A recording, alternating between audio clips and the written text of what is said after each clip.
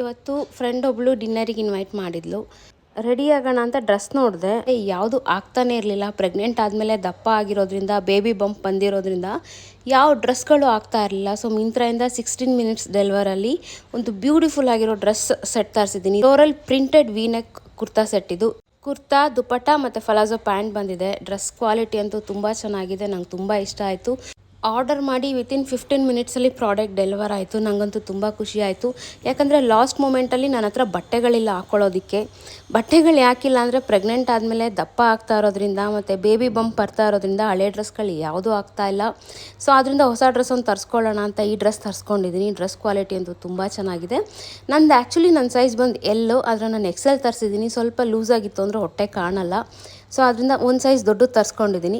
ದಪ್ಪ ಆಗಿಬಿಟ್ಟಿದ್ದೀನಿ ನಾನು ಪ್ರೆಗ್ನೆಂಟ್ ಆದಮೇಲೆ. ಇದು ಅದಕ್ಕೆ ಮ್ಯಾಚಿಂಗ್ ಇಯರಿಂಗ್ಸ್ ತರಿಸಿದ್ದೀನಿ. ಇಯರಿಂಗ್ಸ್ ಅಂತೂ ಸೂಪರ್ ಆಗಿದೆ, ಕ್ವಾಲಿಟಿ ಅಂತೂ ತುಂಬ ಚೆನ್ನಾಗಿದೆ.